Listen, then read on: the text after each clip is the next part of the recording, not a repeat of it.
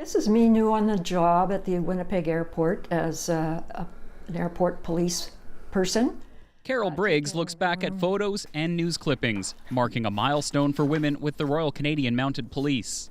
Of course, it was a male-dominated area, but I just thought it might be really interesting work.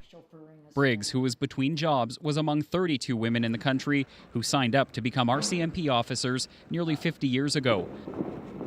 They made up what's known as Troop 17, an all-female class of cadets. The women trained in Regina before graduating and beginning their careers in policing. A lot of people refer to us as trailblazers, and it made the news quite a bit at the time, even starting with our training. Briggs says they were given men's pants, which had to be tailored. Some of the women were given purses for their pistols instead of holsters like the men. That's me there. After working at the airport, Briggs went on to a job in intelligence. There were times when we had to surveil motorcycle gangs, and that was a little scary, along with exciting. Her wife, Gail Emlott, feels it's important to celebrate the group. I don't think people realize that 50 years ago was the first troop, and that, in terms of history, that's not a long time, you know, to allow women in. According to the RCMP, approximately 1/5 of its members today are women. But historically, female officers have faced gender-based discrimination, harassment, and assault.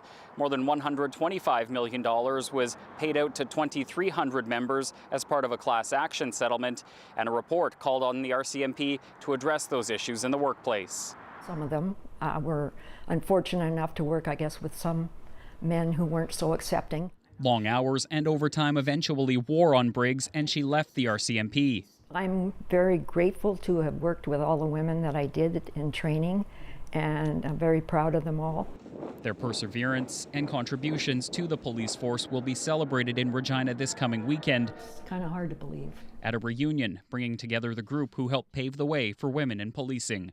Josh Crabb, CBC News, Winnipeg.